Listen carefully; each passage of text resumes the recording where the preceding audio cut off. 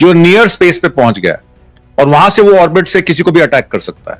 उनके पास hypersonic missiles हैं। तो इस तरीके की जब वॉरफेयर होती है तो हम एक स्टार वॉर्स की बात कर रहे हैं।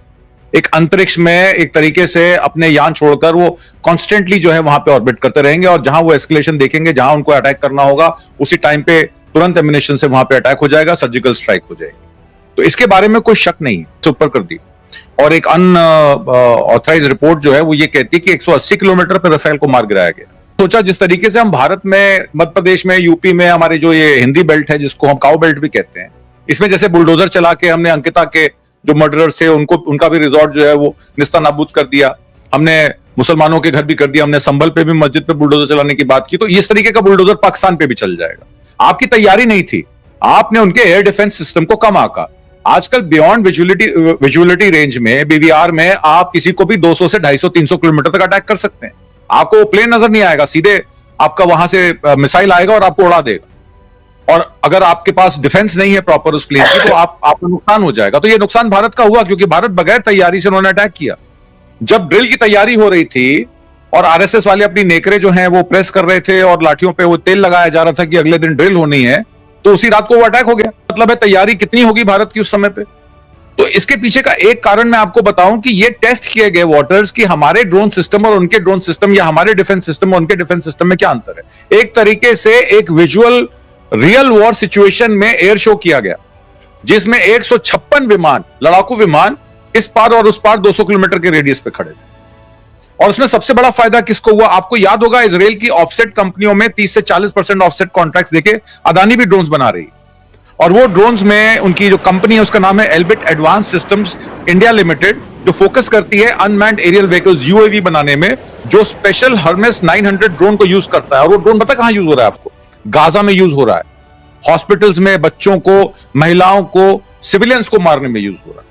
तो हम तो ऑलरेडी वॉर मशीनरी बना चुके हैं हिंदुस्तान में। दूसरी कंपनी का नाम बताता हूं, पीएलआर सिस्टम्स। पीएलआर सिस्टम्स की लोकेशन क्या है? ग्वालियर मध्य प्रदेश में। वो लोग क्या बनाते हैं? वो टेवोर असॉल्ट राइफल्स बनाते हैं, गलल स्नाइपर राइफल्स बनाते हैं, नेगेव लाइट मशीन गन्स बनाते हैं, एआई बेस्ड फायरिंग सिस्टम्स बनाते हैं। और अदानी साहब इस सारे लोकल प्रोडक्शन को लेवरेज कर रहे हैं ताकि मिलिट्री हार्डवेयर सप्लाई इजराइल को रहे। हम एक तरीके से इजराइल के इतने नजदीक आ गए हैं मोदी जी के चलते कि इस वॉर में यह भी कहा जा रहा था ये तो यहूदी हिंदू इकट्ठे हो गए हैं, इसलिए इस्लामिक कंट्रीज ने मिलकर इस पे सीज फायर के लिए अमेरिका पे प्रेशर बनाया कि भाई इसको सीज फायर कराइए, नहीं तो ये बड़े धर्म युद्ध में कन्वर्ट हो जाएगा। सीज फायर का एक ये भी लॉजिक दिया जा रहा है। तो जिस तरीके से इंडिया ने गाजा सीज फायर का सपोर्ट किया था यूएन में दिसंबर 2023 में, 2024 के रेजोल्यूशन में भारत वहां से अपने आप को आर्म्स एम्बार्गो जो इजराइल पे लगानी थी उस रेजोल्यूशन में गायब हो जाता है। तो आप ये मान सकते हैं कि भारत अब युद्ध के फेवर में है। अब हम बुद्ध और गांधी का देश नहीं रहे, अब हम सावरकर और मोदी जी के देश में प्रवेश कर चुके हैं, जहां वॉर मशीनरी, जहां लड़ाई करनी, जहां वेपन्स बनाने और जहां पे युद्ध करना एक आम सी बात हो जाएगी, एक आम सी धारणा हो जाएगी। तो ये हम इस तरफ बढ़ चुके हैं। दूसरी तरफ जैसे मैंने आपको बताया कि कोई भी बिजनेस जो होता है उसके पीछे एक कॉमर्स होती है या उसके पीछे एक फायदा सोचा जाता है। तो इसमें सिवाय कॉर्पोरेट्स को लाभ पहुंचाने के, एक अपना मोदी जी का जो वो ईगो है या जो उनकी जो रिप्रेजेंटेशन है कि बिहार इलेक्शन से पहले मैं कैसे इतना बड़ा हो जाऊं कि मोहन भागवत भी मुझसे 2 बार बात करने से पहले पूछें कि भैया किसको बनाना है बीजेपी का अध्यक्ष। आपको याद होगा आपके जाने से पहले बात चल रही थी कि बीजेपी प्रेसिडेंट कौन बनेगा, संजय जोशी बनेंगे या कोई और बनेगा, कई नाम चल रहे थे। और सडनली उसको सबको रेस्ट दे दिया जाता है। नड्डा साहब अभी भी कार्यवाहक प्रेसिडेंट बने हुए हैं क्योंकि भारतीय जनता पार्टी या मोदी जी की नजर, जो भी वो इंटरनेशनल चीजें करते हैं, उनकी नजर सिर्फ डोमेस्टिक पॉलिटिक्स पे होती। वो अपने आप को सम्राट घोषित कर चुके हैं संगोल की राजनीति में, आपने पार्लियामेंट में देख लिया, इसलिए वो टस से मस नहीं होना चाहते। और चाइना से पंगा लेने का उनका कोई अनुमान नहीं है क्योंकि $100 बिलियन का हमारा ट्रेड डेफिसिट है। और आपको याद होगा बाइडेन ने क्वाड 4 बनाई थी और बाइडेन ने क्वाड 4 में एक ऑलिव ब्रांच, ट्रंप एडमिनिस्ट्रेशन लगाया हमारे पीछे। और इसी वजह से पूरा दुनिया में, जैसे आपने आज का टाइटल दिया, हमारे साथ आज कौन खड़ा हुआ है? एक भी देश ने हमारे लिए उनके क्लियरली ये नहीं बोला कि हम आपके साथ हैं। यहां तक फ्रांस ने भी नहीं कहा है, जिसका रफेल हम 2500 करोड़ के अब अगले रफेल हम खरीदने जा रहे हैं, जो एक और साइन किया है एग्रीमेंट हम। और मेरे साथ लड़ाई में गिरा रफेल या नहीं गिरा, इट्स इमटीरियल। लड़ाई होगी, नुकसान होगा। हमें ये इश्यू ही नहीं बनना चाहिए। गिर गया। आप मिला कि भारत ने जो अपना स्टैंड है वो बहुत खराब कर लिया। जैसे टर्की का अगर आप एग्जांपल लीजिए तो टर्की बेसिकली जैसा कि मैंने बताया कि हमेशा से अमेरिका के साथ रहा है। उन्होंने जिक्र किया हमारे साथी ने कि ईरान के साथ हम अपने संबंध क्यों नहीं मजबूत रखते हैं। देखिए मेरा ये मैंने व्यक्तिगत तौर पे ये नहीं है कि आप किसी से दोस्ती करते हैं तो पीछे के दोस्तों से अपने संबंध खराब कर दीजिए, ये नहीं होता है। तो भारत जो है वास्तव में अलग थलग पड़ गया था, और इसलिए अलग थलग पड़ गया था क्योंकि पूरा फोकस जो है भारत सरकार का वो भारत के कल्याण के लिए नहीं है, भारत की विदेश नीति के लिए नहीं है, बल्कि अपने दो बंधुओं के जो क्रोनी कैपिटलिज्म का मामला है, जो अपने दो लोग हैं उनके लिए वो किसी हद तक जा रहा है। तो इससे भारत का नुकसान हो रहा है, देश हार रहा है, व्यक्ति जीत रहे हैं और देश कमजोर हो रहा है। अरुणाचल में चीन ने 23 जगहों के नाम बदल दिए तो भक्त उसको डिफेंड कर रहे हैं। इसमें रहते हैं 20 किलोमीटर के ऊपर के रेडियस में भी उन्होंने एक J-36 3 इंजन का प्लेन बना लिया जो नियर स्पेस पे पहुंच गया और वहां से वो ऑर्बिट से किसी को भी अटैक कर सकता है। उनके पास हाइपरसोनिक मिसाइल्स हैं। तो इस तरीके की जब वॉरफेयर होती है तो हम एक स्टार वॉर्स की बात कर रहे हैं। एक अंतरिक्ष में एक तरीके से अपने यान छोड़कर वो कॉन्स्टेंटली जो है वहां पे ऑर्बिट करते रहेंगे और जहां वो एस्केलेशन देखेंगे, जहां उनको अटैक करना होगा, उसी टाइम पे तुरंत एमिनेशन से वहां पे अटैक हो जाएगा, सर्जिकल स्ट्राइक हो जाएगी। तो इसके बारे में कोई शक नहीं। भारत ने पाकिस्तान के साथ ये युद्ध क्यों किया, इस पर मैं जरा सफाई देना चाहता हूं कि ये एस्केलेशन हुई क्यों। ये एस्केलेशन पहलगांव के आतंकवाद को तो एक मोहरा बनाया गया, उसको एक बेस बनाया गया, क्योंकि वो चारों आतंकवादी और उनके हैंडलर्स का अभी तक पता नहीं लगा। और मजे की बात यह है कि इससे पहले कि हम इनाम घोषित करते हैं उनके 20-20 लाख रुपए का, हमने पाकिस्तान पर अटैक कर दिया। हमने सोचा जिस तरीके से हम भारत में, मध्य प्रदेश में, यूपी में हमारी जो ये हिंदी बेल्ट है जिसको हम काउ बेल्ट भी कहते हैं, इसमें जैसे बुलडोजर चला के हमने अंकिता के जो मर्डरर्स थे उनका भी रिजॉर्ट जो है वो निस्ता नाबूद कर दिया, हमने मुसलमानों के घर भी कर दिया, हमने संभल पे भी मस्जिद पे बुलडोजर चलाने की बात की। तो इस तरीके का बुलडोजर पाकिस्तान पे भी चल जाएगा। आपकी तैयारी नहीं थी, आपने उनके एयर डिफेंस सिस्टम को कम आका। आजकल बियॉन्ड विजुअलिटी रेंज में, बीवीआर में आप किसी को भी 200 से 250-300 किलोमीटर तक अटैक कर सकते हैं। आपको प्लेन नजर नहीं आएगा, सीधे आपका वहां से मिसाइल आएगा और आपको उड़ा देगा। और अगर आपके पास डिफेंस नहीं है प्रॉपर उस प्लेन की तो आपको नुकसान हो जाएगा। तो ये नुकसान भारत का हुआ क्योंकि भारत बगैर तैयारी से उन्होंने अटैक किया। जब ड्रिल की तैयारी हो रही थी और आरएसएस वाले अपनी नेकरे जो हैं वो प्रेस कर रहे थे और लाठियों पे वो तेल लगाया जा रहा था कि अगले दिन ड्रिल होनी है, तो उसी रात को वो अटैक हो गया। तो इसका मतलब है तैयारी कितनी होगी भारत की उस समय पे।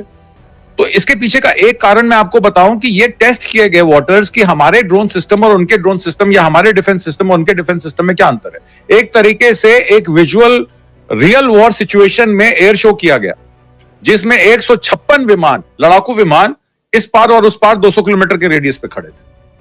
और उसमें सबसे बड़ा फायदा किसको हुआ, आपको याद होगा इजराइल की ऑफसेट कंपनियों में 30 से 40% ऑफसेट कॉन्ट्रैक्ट्स देके अदानी भी ड्रोन्स बना रही है।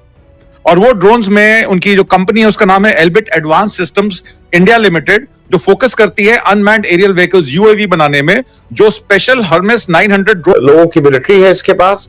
और नाटो देशों में यूएसए के बाद सबसे बड़ा मिलिट्री वाला देश टर्की है। एक चीज मैं और इसलिए बता दूं कि टर्की क्योंकि नाटो का सदस्य है तो अमेरिका के B-61 न्यूक्लियर बॉम्ब जो है वो उसमें से 20 बॉम्ब, क्योंकि नाटो आपस में शेयर करते हैं न्यूक्लियर उसको, तो उसके 20 न्यूक्लियर बॉम्ब अमेरिका के टर्की में। मैं ये इसलिए सिर्फ बता दे रहा हूं कि बड़े पापा के वो सबसे छोटे वाले होते हैं ना बेटे, बहुत खास बेटे हैं, जहां 20 न्यूक्लियर बॉम्ब अमेरिका ने वहां लोकेट कर रखे हैं। मैं एक चीज और बता दूं, टर्की में 99.8% मुस्लिम पॉपुलेशन है। सुनिए, शायद एक डच न्यूज़पेपर है, फ्रेंच न्यूज़पेपर है, आज उसने खबर छापी है। एक्चुअली राफेल का जो शेयर था वो गिर गया था और चाइना का एक मिसाइल है उसका शेयर 37% बढ़ गया था। तो राफेल मार गिराया गया या नहीं गिराया गया, इस पर भारत सरकार की कोई स्पष्टीकरण नहीं है। रही बात भक्तों ने तो टीवी पर कराची पाकिस्तान पर कब्जा कर लिया, आधा पाकिस्तान जीत लिया और बलूचिस्तान को डिसइंटीग्रेट कर दिया है भक्तों ने। वो तो जनता को ऐसे बता रहे हैं झूठ को कि उन्होंने बेसिकली भारत ने समेट दिया पाकिस्तान को। लेकिन मैं एक हकीकत 2 लाइन में बता दूं कि भारत का जो इन लोगों ने नुकसान किया है वो बहुत समय लगा, उसकी भरपाई बहुत मुश्किल होगी, क्योंकि बेसिकली इन लोगों ने जो डैमेज किया झूठ से, मीडिया से, और कहीं कोई लोगों ने ईमानदारी से काम नहीं किया। आज एक वीडियो वायरल हो रहा है प्रिंट का, जिसमें ये साफ साफ बताया गया कि अमेरिकन एक कंपनी है जो डिजिटल फोटोज बेचती है, मैक्सर कंपनी है। और एक और बात कही जा रही है कि पाकिस्तान का ऑर्गेनाइजेशन है जो जिसको अमेरिका ने बैन किया, और वो चैरिटेबल काम के नाम पर चंदे इकट्ठा करके इधर उधर करके, और वो न्यूक्लियर वेपन और मिलिट्री का एक फेलियर ही था। तो ये सब मामला जो है वो भारत को कमजोर बनाता है। दूसरी बात मिला कि भारत ने जो अपना स्टैंड है वो बहुत खराब कर लिया। जैसे टर्की का अगर आप एग्जांपल लीजिए तो टर्की बेसिकली जैसा कि मैंने बताया कि हमेशा से अमेरिका के साथ रहा है। उन्होंने जिक्र किया हमारे साथी ने कि ईरान के साथ हम अपने संबंध क्यों नहीं मजबूत रखते हैं। देखिए मेरा ये मैंने व्यक्तिगत तौर पे ये नहीं है कि आप किसी से दोस्ती करते हैं तो पीछे के दोस्तों से अपने संबंध खराब कर दीजिए, ये नहीं होता है। तो भारत जो है वास्तव में अलग थलग पड़ गया था, और इसलिए अलग थलग पड़ गया था क्योंकि पूरा फोकस जो है भारत सरकार का वो भारत के कल्याण के लिए नहीं है, भारत की विदेश नीति के लिए नहीं है, बल्कि अपने दो बंधुओं के जो क्रोनी कैपिटलिज्म का मामला है, जो अपने दो लोग हैं उनके लिए वो किसी हद तक जा रहा है। तो इससे भारत का नुकसान हो रहा है, देश हार रहा है, व्यक्ति जीत रहे हैं और देश कमजोर हो रहा है। अरुणाचल में चीन ने 23 जगहों के नाम बदल दिए तो भक्त उसको डिफेंड कर रहे हैं कि भाई नहीं, देखिए नाम बदल देने से क्या नाम बदल जाएगा? अरे भाई तू नाम ही क्यों बदल देगा, कैसे बदल देगा? और दूसरी बात जो आपका दूसरा सवाल था, एक्चुअली इन ट्रोल आर्मीज का बेसिकली ये एक तरह से ह्यूमन बॉम्ब है। ये एक तरह के देखा जाए तो सेल्फ डिस्ट्रक्टिव बॉम्ब है और भयानक है, ये मूर्ख हैं। और इन मूर्ख आर्मी को खड़ा किया बीजेपी ने, जो भारत का विनाश करके ही छोड़ेंगे। दो तीन बातें और मैं कह दूं कि जो टर्की का मामला है, जिससे भारत और टर्की में जो तनाव है, उसमें एक महत्वपूर्ण व्यक्ति थे फैतुल्लाह गुलेन एक बहुत बड़े इस्लामी स्कॉलर थे। भारत और तुर्की के जो संबंध थे, वैसे भी तुर्की जो था कई मामलों की वजह से, जो कोल्ड वार था उसकी वजह से भी वो पाकिस्तान और कश्मीर के मामलों पर पाकिस्तान के साथ था। और बीच में पाकिस्तान कश्मीर के मसले को टर्की ने कई अंतरराष्ट्रीय मंचों पर उठाया, जिसकी वजह से ये जो भारत है वो नाराज हुआ और ये दूरियां बढ़ी। ਇਹ ਪਤਾ ਲੱਗਦਾ ਕਿ ਇਹਨਾਂ ਨੇ ਇਹਨੂੰ ਸੀਮਤ ਰੱਖਣ ਦੀ ਕੋਸ਼ਿਸ਼ ਜਿਹੜੀ ਹੈ ਉਹ ਕੀਤੀ ਸੀਗੀ ਭਾਰਤ ਨੇ। ਹਾਂ, ਪਰ ਉਹ ਰਹੀ ਨਹੀਂ, ਉਹ ਸੀਮਤ ਰਹੀ ਨਹੀਂ ਤੇ ਉਹ ਟਕਰਾਅ ਜਿਹੜਾ ਆ ਉਹ ਵਧਿਆ। ਪਹਿਲੇ ਦਿਨ ਹੀ ਇੰਡੀਆ ਦੀ ਜਿਹੜੀ ਰਣਨੀਤੀ ਹੈ ਉਹਨੂੰ ਬੜੇ ਵੱਡੇ ਪੱਧਰ ਦੇ ਉੱਪਰ ਪਛਾੜ ਪਈ। ਪਾਕਿਸਤਾਨ ਦੇ ਵੱਲੋਂ ਤੇ ਦਾਅਵਾ ਕੀਤਾ ਜਾ ਰਿਹਾ ਕਿ 5 에ਅਰਕ੍ਰਾਫਟ ਜਿਹੜੇ ਆ, ਕੰਬੈਟ 에ਅਰਕ੍ਰਾਫਟ ਜਾਂ ਲੜਾਕੂ ਜਹਾਜ਼ ਜਿਹੜੇ ਆ ਉਹ ਸੁੱਟੇ ਗਏ ਨੇ। ਦੋ ਦੀ ਕੋਈ ਰਣਨੀਤਿਕ ਗਲਤੀ ਹੋ ਗਈ ਹੈ ਇਸ ਦੇ ਵਿੱਚ, ਜਾਂ ਉਹਨਾਂ ਨੂੰ ਅੰਦਾਜ਼ੇ ਉਹਨਾਂ ਤੋਂ ਗਲਤ ਲਾਏ ਗਏ ਪਾਕਿਸਤਾਨ ਦੇ ਬਾਬਤ? ਜਿਵੇਂ ਚੀਨ ਦੀ ਸ਼ਮੂਲੀਅਤ ਦੀ ਗੱਲ ਕੀਤੀ ਜਾਂਦੀ ਹੈ ਵੀ ਭਾਰਤ ਨੇ ਕੀ ਸੋਚਿਆ ਸੀ ਵੀ ਚੀਨ ਆਊਗਾ ਜਾਂ ਪਾਕਿਸਤਾਨ ਨੂੰ ਅਸੀਂ ਹਰਾ ਲਵਾਂਗੇ, ਜਿਵੇਂ ਵੀ ਇਹਨਾਂ ਨੇ ਸੋਚਿਆ, ਪਰ ਕੀ ਤੁਹਾਨੂੰ ਲੱਗਦਾ ਕਿ ਸਿਧਾਂਤਕ ਗਲਤੀ ਇਹਨਾਂ ਤੋਂ ਹੋਈ? ਦੇਖੋ, ਇੰਡੀਆ ਦੇ ਵੱਲੋਂ ਜਿਹੜੀ ਗੱਲ ਕਹੀ ਜਾ ਰਹੀ ਉਹ ਤਾਂ ਆਪਣਾ ਜਿਹੜਾ ਮਿਸ਼ਨ ਹੈ ਉਹਨੂੰ ਬਿਲਕੁਲ ਸਕਸੈਸਫੁਲ ਦੱਸ ਰਹੇ ਆ। ਤੇ ਇਹ ਕਹਿ ਰਹੇ ਕਿ ਅਸੀਂ ਜੋ ਆਪਣੇ ਮਿੱਥੇ ਨਿਸ਼ਾਨੇ ਸੀਗੇ ਉਹ ਸਰ ਕੀਤੇ ਨੇ ਜੀ। ਪਰ ਇੱਕ ਵੱਡਾ ਸਵਾਲ ਜਿਹੜਾ ਬਣ ਕੇ ਸਾਹਮਣੇ ਆਇਆ ਕਿ ਜਿਹੜੇ ਪਹਿਲੇ ਦਿਨ ਹੀ ਪਾਕਿਸਤਾਨ ਦੇ ਵੱਲੋਂ ਇਹ ਦਾਅਵਾ ਕੀਤਾ ਗਿਆ ਕਿ 5 ਲੜਾਕੂ ਜਹਾਜ਼ ਜਿਹੜੇ ਆ ਉਹ ਬਿਨਾਂ ਬਾਰਡਰ ਕ੍ਰਾਸ ਕੀਤਿਆਂ ਪਾਕਿਸਤਾਨ ਦੀ 에ਅਰ ਫੋਰਸ ਨੇ ਇੰਡੀਆ ਦੇ ਇਲਾਕੇ ਦੇ ਵਿੱਚ ਇੰਡੀਆ ਦੇ ਜਿਹੜੇ ਜਹਾਜ਼ ਨੇ ਉਹ ਸੁੱਟ ਦਿੱਤੇ। 5 에ਅਰਕ੍ਰਾਫਟ ਤੇ ਇੱਕ ਜਿਹੜਾ ਅਨਮੈਨਡ ਵਹੀਕਲ ਹੁੰਦਾ ਆ UAV, ਉਹਨੂੰ ਸੁੱਟਣ ਦੀ ਗੱਲ ਜਿਹੜੀ ਆ ਉਹ ਪਾਕਿਸਤਾਨ ਦੇ ਵੱਲੋਂ ਕੀਤੀ ਗਈ ਸੀ। ਕੌਮਾਂਤਰੀ ਖਬਰਖਾਨੇ ਦੇ ਵਿੱਚ ਕੌਮਾਂਤਰੀ ਏਜੰਸੀਆਂ ਦੇ ਹਵਾਲੇ ਦੇ ਨਾਲ, ਫ੍ਰੈਂਚ ਇੰਟੈਲੀਜੈਂਸ ਦੇ ਹਵਾਲੇ ਦੇ ਨਾਲ ਆਇਆ ਕਿ ਘੱਟੋ ਘੱਟ ਇੱਕ ਰਫੇਲ ਜਿਹੜਾ ਆ ਉਹ ਜ਼ਰੂਰ ਡਿੱਗਿਆ ਆ, ਕਿਤੇ 2 ਰਫੇਲਸ ਦੀ ਵੀ ਗੱਲ ਜਿਹੜੀ ਆ ਉਹ ਸਾਹਮਣੇ ਆਈ। ਹਾਲਾਂਕਿ ਪਾਕਿਸਤਾਨ ਵੱਲੋਂ ਇਹ ਕਿਹਾ ਜਾ ਰਿਹਾ ਕਿ 3 ਰਫੇਲ ਤੇ 2 ਹੋਰ ਲੜਾਕੂ ਜਹਾਜ਼ ਜਿਹੜੇ ਆ ਉਹ ਸੁੱਟੇ ਗਏ ਨੇ। ਫਿਰ ਪਾਕਿਸਤਾਨ ਨੇ ਇਹ ਵੀ ਦਾਅਵਾ ਕੀਤਾ ਕਿ ਅਸੀਂ ਵੱਧ ਜਹਾਜ਼ ਜਿਹੜੇ ਆ ਉਹ ਸੁੱਟ ਸਕਦੇ ਸੀ। ਸੋ ਇੰਡੀਆ ਦੀ ਪੋਲੀਟੀਕਲ ਲੀਡਰਸ਼ਿਪ ਨੇ ਵੀ, ਇੰਡੀਆ ਦੀ ਮਿਲਟਰੀ ਲੀਡਰਸ਼ਿਪ ਨੇ ਵੀ ਇਸ ਗੱਲ ਤੋਂ ਮੁਨਕਰ ਨਹੀਂ ਹੋਏ ਕਿ ਜਹਾਜ਼ ਨਹੀਂ ਡਿੱਗੇ।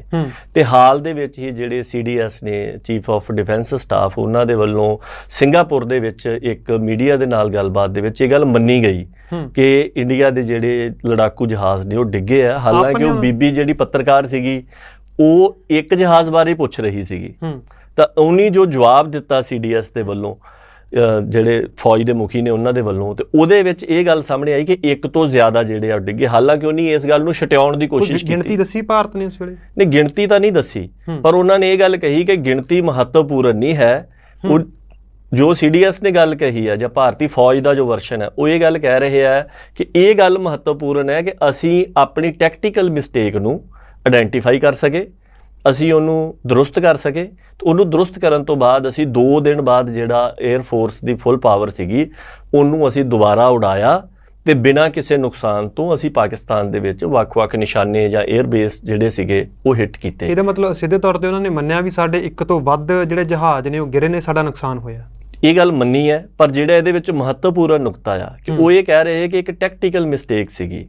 ਕਿਸੇ ਵੀ ਤਰੀਕੇ ਦੇ ਨਾਲ ਇਹ ਗੱਲ ਨਹੀਂ ਲੱਗਦੀ। ਟੈਕਟੀਕਲ ਮਿਸਟੇਕ ਇਹ ਹੁੰਦੀ ਕਿ ਇੱਕ ਪੈਂਤੜੇਬਾਜ਼ੀ ਦੀ ਕੋਈ ਗਲਤੀ ਰਹਿ ਗਈ। ਇਸ ਗੱਲ ਦਾ ਕੋਈ ਵਿਸਤਾਰ ਜਿਹੜਾ ਆ ਉਹ ਨਹੀਂ ਸਾਂਝਾ ਕੀਤਾ ਗਿਆ, ਪਰ ਇਹ ਕਿਹਾ ਗਿਆ ਕਿ ਸਾਡੇ ਕੋਲੋਂ ਪੈਂਤੜਾ ਗਲਤ ਲੈ ਹੋ ਗਿਆ। ਠੀਕ ਹੈ, ਹੁਣ ਪੈਂਤੜਾ ਤਾਂ ਗਲਤ ਸੀ, पैंतड़ा गलत जेड़ा है और जिन्नी जाना बंद कीजिए। हमें पाकिस्तान आर्मी को अटैक करने की कोई जरूरत नहीं है। हमें सीधे जाके पाकिस्तानी आर्मी को अटैक कर देते हो तो वो भी तो रिटेलिएट करेंगे, फिर क्या। चलिए एक बेस सिनारियो, पाकिस्तान के पास हमारे से बेटर एयरक्राफ्ट भी हैं और जब वॉर चालू होगा तो सिविलियंस भी टारगेट किए जाएंगे। क्यों नहीं टारगेट किए जाएंगे? क्या हमारी सारी इंडियन सिटीज के पास एयर डिफेंसेस हैं? सिर्फ मान लीजिए इंडियन आर्मी पेनिट्रेट भी कर जाती है, फिर उसके बाद क्या? पाकिस्तान एक न्यूक्लियर आर्म्ड स्टेट है, तो जिस चीज को आप बेस्ट केस सिनारियो मान रहे हो ना, वो एक्चुअली वर्स्ट केस सिनारियो हो जाएगा हमारे लिए भी, पूरी दुनिया के लिए भी। और यही कहते हैं कि ऐसा हो जाए वैसा हो जाए। एक वॉर अगर वहां पे भी होगा ना, हमारे लिए भी इतने बुरे कॉन्सिक्वेंसेज होंगे कि आप इमेजिन भी नहीं कर सकते। लोगों को क्या लगता है जो ये बात कर रहे हैं कि बस इंडियन आर्मी सीधा पाकिस्तान में घुस जाएगी, वो लोग कुछ भी नहीं करेंगे? भाई ये क्लियर है, वो लोग आपको वहां पे नहीं चाहते। सिमिलरली जैसे आप लोग उनको यहाँ पे नहीं चाहते, वो लोग लड़ेंगे और पाकिस्तानी पंजाबी फौजों की लाशें उनके गांव में नहीं जाएंगी, वहां से चीख रहे जो आदमी है जो चाह रहा है कि भाई वॉर होना चाहिए, उसने खुद तो आर्मी में 5 साल रहा और 1999 में ही छोड़ा, just before the Kargil operation. ठीक है, इंडिया और पाकिस्तान दोनों के पास न्यूक्लियर बॉम्ब्स हैं। एंड देन वॉर भी ऐसा नहीं शुरू होती कि प्राइम मिनिस्टर ने घंटी बजा दी और सब लोग फौजी जो है दौड़ गए अंदर। अगर आप वॉर चालू कर देते हैं तो फिर आप देखना कि कैसे सैंक्शन लगा देता है यूनाइटेड स्टेट्स और बाकी कंट्रीज आपके ऊपर करेंगे। रुपी क्रैश हो जाएगा, स्टॉक मार्केट क्रैश हो जाएगा और इतने सारे जो कंट्रीज हमारे साथ ट्रेड करते हैं वो भी शायद हम पर सैंक्शन लगा दें, हमारे साथ ट्रेड बंद कर दें। और ये क्या बात कर रहे हैं, इजराइल की बात कर रहे हैं, रशिया की बात कर रहे हैं। इजराइल तो ये है कि लोग थू करते हैं इजराइलीज पर, वो कहीं तो फौफौ हैं। एंड जितने भी लोग चिल्ला रहे हैं कि वॉर चालू करो, वॉर चालू करो, क्या ऑब्जेक्टिव्स इंडिया सेट करेगा अपने वॉर के लिए? आप ये भी बता दो। आपको ही पकड़ते हैं, हम वॉर चालू कर देते हैं पाकिस्तान के साथ, एकदम ही बड़ी वॉर होगी, बहुत सारे लोग मारे जाएंगे आसानी से, हमारे लिए कहीं भी बाहर निकलना बहुत मुश्किल हो जाएगा, पूरी हेट फैल जाएगी इंडियंस के लिए, हमारी इकोनॉमी तबाह हो जाएगी। इजराइल का ही एग्जांपल ले लीजिए, इतना से बेटर एग्जांपल क्या हो सकता है कि इजराइल ने जाके गाजा में कितनी तबाही मचाई। हमास कोई खत्म हो गया क्या? अभी रिसेंटली ही आर्टिकल में था कि हमास ने फिर से 30,000 फाइटर्स रिक्रूट कर लिए। क्योंकि अगर आप सोचते भी हो कि आप जाके पाकिस्तान को, पाकिस्तानी आर्मी को डिस्ट्रॉय करना चाहते हो, तो उसके बाद आपके पास जो भी केस निकलते हैं, जितने भी सिनेरियोज निकलते हैं, एक्चुअली हम अपने आप को ही खत्म कर रहे हैं, हमारे लिए ही और मुश्किलें पैदा कर रहे हैं। ये कुछ ऐसे अपने पड़ोसियों के साथ अच्छे से रहना है, ये हुआ है। हमें अपने पड़ोसियों के साथ पीस चाहिए, कॉन्फ्लिक्ट नहीं चाहिए। हमारे जनरेशन में किसी ने भी वॉर नहीं देखा है एंड आई होप हम ना देखें, आई होप हम वॉर नहीं चाहिए। ਜਾਣਕਾਰੀ ਸਾਹਮਣੇ ਆਈ ਉਹਦੇ ਚ ਇਹ ਮੰਨਿਆ ਜਾ ਸਕਦਾ ਹੈ ਕਿ ਇਹਨਾਂ ਨੇ ਜਦੋਂ 에ਅਰਕ੍ਰਾਫਟ ਉਡਾਏ ਨੇ ਆਪਣੇ, ਉਦੋਂ ਇਹ ਵੱਡੇ ਵੈਪਨ ਹੋਣ ਦੇ ਬਾਵਜੂਦ ਇਹ ਛੋਟੇ ਹਥਿਆਰ ਜਿਹੜੇ ਆ ਉਹ ਲੈ ਕੇ ਇਹਨਾਂ ਦੇ ਜਹਾਜ਼ ਜਿਹੜੇ ਆ ਉਹ ਉੜੇ। ਹੁਣ ਉਹਦੇ ਪਿੱਛੇ ਅਸਲ ਦੇ ਵਿੱਚ ਇਹ ਰਣਨੀਤਿਕ ਫੇਲੀਅਰ ਹੋਇਆ ਆ ਕਿ ਇਹਨਾਂ ਨੇ ਇਸ ਗੱਲ ਦਾ ਅੰਦਾਜ਼ਾ ਨਹੀਂ ਲਾਇਆ ਕਿ ਪਾਕਿਸਤਾਨ ਇੰਨੇ ਰੀਅਲ ਟਾਈਮ ਦੇ ਵਿੱਚ ਇੰਨੀ ਕੁਇਕਲੀ ਇੰਨੀ ਫੋਰਸ ਦੇ ਨਾਲ ਉਹ ਰਿਟੈਲੀਏਟ ਕਰ ਸਕੂਗਾ ਜਾਂ ਕਰੂਗਾ। ਸੋ ਇੱਕ ਤਾਂ ਇਹ ਗੱਲ, ਦੂਸਰੀ ਗੱਲ ਇਹ ਆ ਕਿ ਚਾਈਨਾ ਦੀ ਜਿੰਨੀ ਵੱਡੀ ਪੱਧਰ ਦੇ ਉੱਪਰ ਪਾਕਿਸਤਾਨ ਨੂੰ ਸਪੋਰਟ ਇਸ ਮਾਮਲੇ ਦੇ ਵਿੱਚ ਸਾਹਮਣੇ ਆਈ ਹੈ, ਹਾਲਾਂਕਿ ਚੀਨ ਦੇ ਵੱਲੋਂ ਤਾਂ ਬਿਲਕੁਲ ਇਸ ਮਾਮਲੇ 'ਚ ਕੋਈ ਵੀ ਸ਼ਮੂਲੀਅਤ ਜਿਹੜੀ ਉਹ ਦਰਸਾ ਨਹੀਂ ਰਹੇ। ਉਹ ਵੈਸੇ ਵੀ ਜਦੋਂ ਇਹ ਗੱਲ ਵੀ ਆਈ ਕਿ ਚੀਨ ਦੇ ਜਹਾਜ਼ਾਂ ਨੇ ਮਤਲਬ ਫ੍ਰੈਂਚ ਮੇਡ ਰਫੇਲ ਜਿਹੜਾ ਆ ਉਹ ਸੁੱਟ ਦਿੱਤਾ, ਤੇ ਉਸ ਗੱਲ ਬਾਰੇ ਵੀ ਉਹਨਾਂ ਨੇ ਕਿਹਾ ਵੀ ਸਾਨੂੰ ਕੋਈ ਪਤਾ ਨਹੀਂ, ਉਹਨਾਂ ਨੇ ਪੱਲਾ ਜਿਹਾ ਝਾੜਿਆ ਕਿਉਂਕਿ ਚੀਨ ਸਿੱਧੇ ਤੌਰ ਦੇ ਉੱਪਰ ਆਪਣਾ ਹੱਥ ਜਿਹੜਾ ਉਹ ਨਹੀਂ ਦਿਖਾਉਣਾ ਚਾਹੁੰਦਾ। ਪਰ ਇਹ ਗੱਲ ਬਿਲਕੁਲ ਸਪਸ਼ਟ ਹੈ ਕਿ ਪਾਕਿਸਤਾਨ ਨੂੰ ਨਾ ਸਿਰਫ ਹਥਿਆਰਾਂ ਦੇ ਮਾਮਲੇ ਦੇ ਵਿੱਚ, ਨਾ ਸਿਰਫ JF-17 J-10C ਵਰਗੇ 에ਅਰਕ੍ਰਾਫਟ ਜਾਂ PL-15 ਵਰਗੀਆਂ ਮਿਜ਼ਾਈਲਾਂ, ਬਲਕਿ ਉਹਦਾ ਜਿੰਨਾ ਸਪੋਰਟਿਵ ਇਨਵਾਇਰਨਮੈਂਟ ਸੀਗਾ, ਮਤਲਬ ਇਹ ਗੱਲ ਵੀ ਸਾਹਮਣੇ ਆ ਰਹੀ ਹੈ ਕਿ ਚੀਨ ਦੇ ਵੱਲੋਂ ਕੋਈ ਗੱਲਾਂ ਇਸ ਗੱਲ ਦੀ ਪੁਸ਼ਟੀ ਕਰਦੀਆਂ ਨੇ ਵੀ ਚੀਨ ਪਾਕਿਸਤਾਨ ਨੂੰ ਮਿਲਟਰੀ ਸਪੋਰਟ ਕਰ ਰਿਹਾ ਹੈ ਜਾਂ ਸਿਰਫ ਇਹ ਦਾਅਵੇ ਨੇ, ਕੋਈ ਤੱਥ ਹੋਣਗੇ ਇਹ ਜਿਹੜੇ ਸਾਹਮਣੇ ਆਏ ਹੋਣ? ਮੈਂ ਉਹਨਾਂ ਦਾ ਹੀ ਤਕਰੀਬਨ ਜ਼ਿਕਰ ਜਿਹੜਾ ਉਹ ਕਰ ਰਿਹਾ ਸੀਗਾ, ਜਿਹਦੇ ਵਿੱਚ ਇਹ ਗੱਲ ਹੈ ਕਿ ਸਿਰਫ ਹਥਿਆਰ ਮੁਹੱਈਆ ਕਰਵਾਉਣ ਜਾਂ 에ਅਰਕ੍ਰਾਫਟ ਜਾਂ ਮਿਜ਼ਾਈਲਾਂ ਦੀ ਗੱਲ ਨਹੀਂ ਹੈਗੀ।